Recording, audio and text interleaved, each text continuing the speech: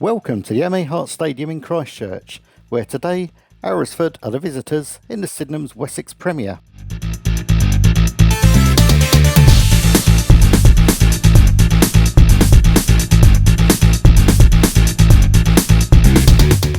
With a host of local games called off due to the weather, it was down to the MA Hart go for this top of the table clash. Should be an exciting one. My next scheduled game is at Poole Town on Tuesday against the Met Police. Then, after the Christmas break, it's Poole Town against Dorchester Town. Then, into the new year, Poole Town against Farnborough, followed up by the FA Vars Round 4 clash between Christchurch and Sutton Common Rovers.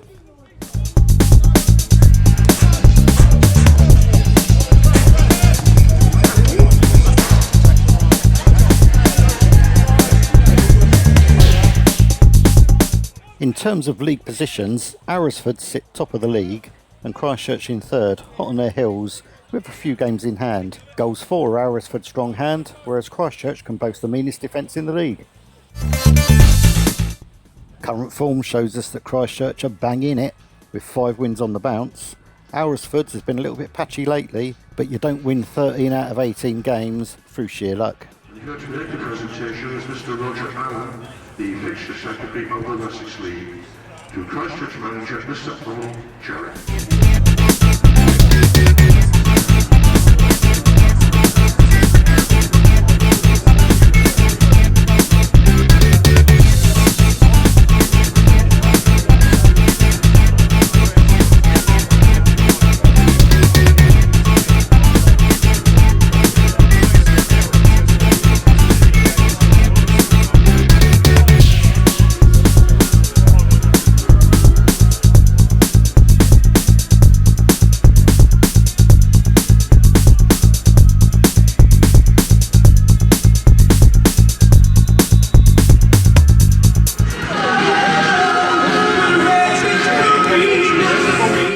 So as we head to Venus and the final countdown comes to an end, all that's left for me to say is this is brought to you by TBTV.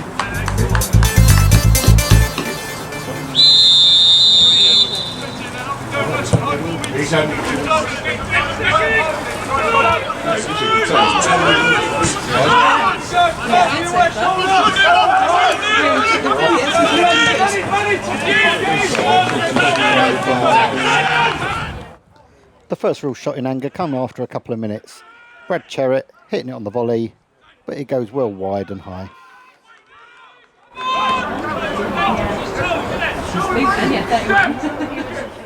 Alresford was straight down the other end, and this header from Craig McAllister was easily saved by Gunston Gray.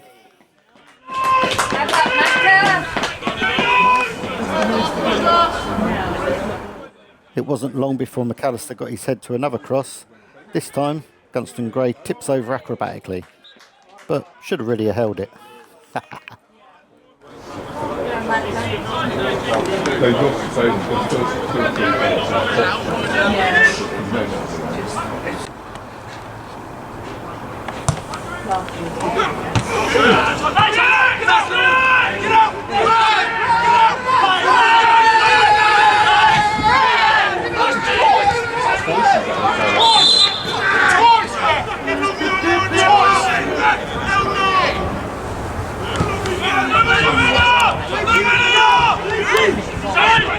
The game's first real clear-cut chance came from a Cole Graham cross. Max Wilcock gets on the end of it, but fires it straight at Matt Fredericks in the Alresford goal. He saves well, and then Matt Neal fluffs the follow-up, and the chance is gone.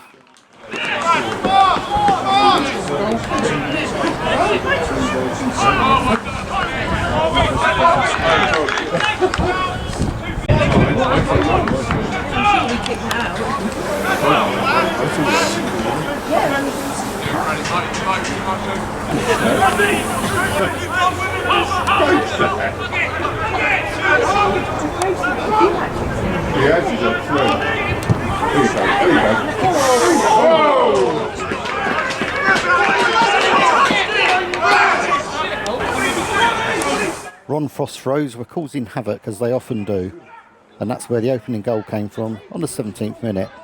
It bounces around a bit, and John Blake spectacularly smashes it in from about a yard, giving the hosts the lead 1-0. On this angle you can see number 5 Luke Dempsey tries to clear it but hits the inside of the post, and that's what sets up the chance for Blake to finish. That's his wangy play. Work that one out. The blue shirt, how's that? Yeah, that'll do.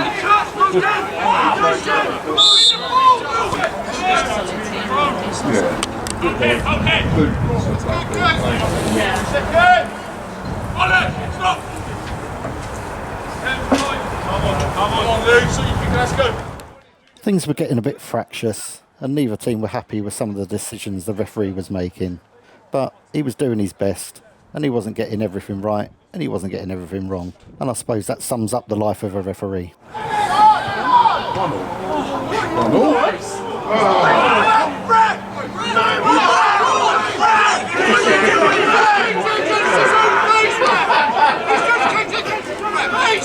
Got to do theatrics,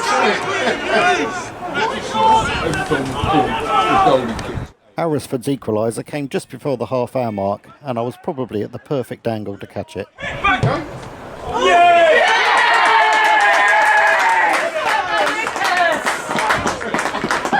Lucas McCartney hitting a sweet volley from the edge of the area, through the legs of Frost, and beyond the reach of Gunston Gray. That levels the match at 1 each, and it's probably a fair reflection. It was just a minute later and McAllister's set free and is then brought down by Gunston Gray. Absolutely right, the ref was in no doubt. It's a straight red for the young keeper, but the free kick's given on the edge of the box and it's not a penalty, which is absolutely the right decision, as you can see from these replays.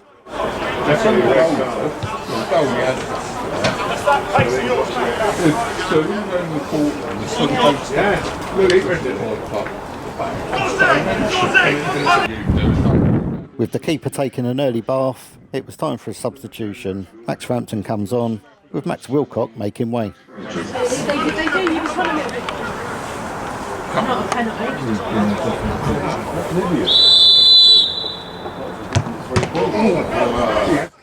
With the resulting free kick coming to nothing, we settled in for what we thought was going to be one-way traffic. As it turned out, it was nothing of the sort.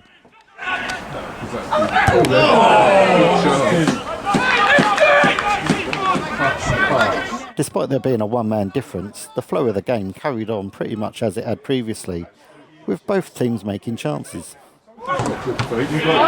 Frampton beating away Sam Tonk's powerful effort here. Well done,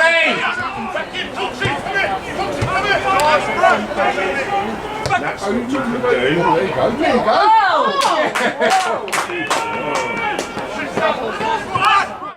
By my reckoning, the next bit is a lot funnier speeded up, so I'm going to do that.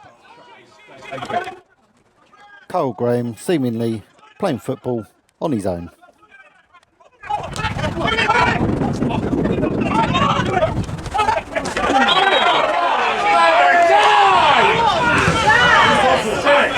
Number 9! He's off the deck!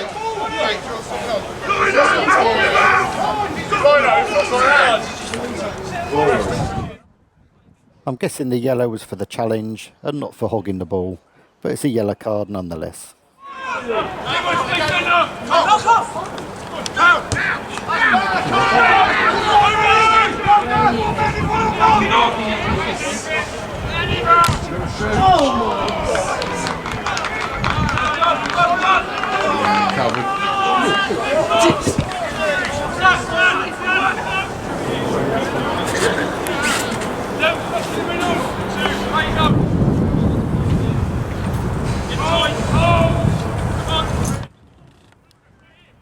And despite having been down to 10 men for the last 15 minutes of the half, there was no discernible change in play or pattern of the match.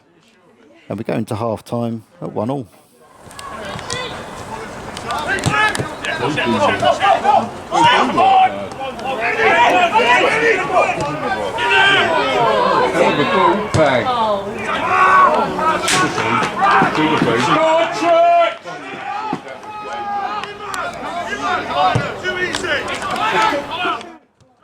As the second half wore on, there was few chances getting created, Most of them were for long distance, and all of them were getting saved easily by the keepers.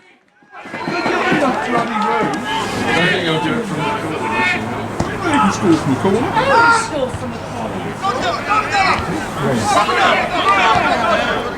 Vickers here managed to find himself in the referee's notebook for not making contact with Brad Cherrett, from what I could see anyway.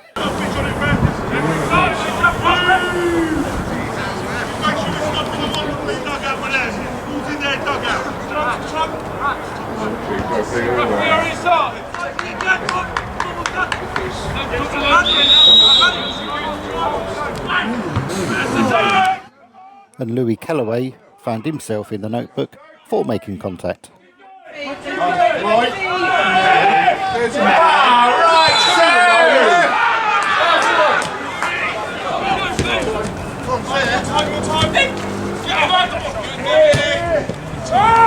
There you go, Bibbo's back. Oh, there you go, look. There you go.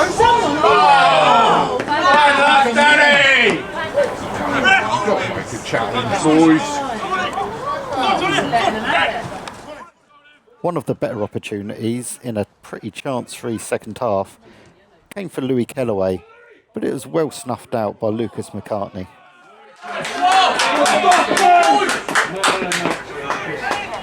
Come on, Craig. Oh, no,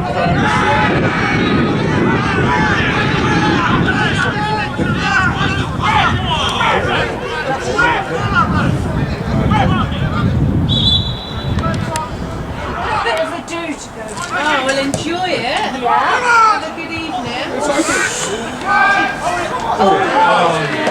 Let's open that in the football. Yeah. Have a lovely evening. As we slip past the 90th minute mark and into injury time, the game obviously got a bit more frantic. Darryl Woolers booked here for a foul on Brad Cherrett.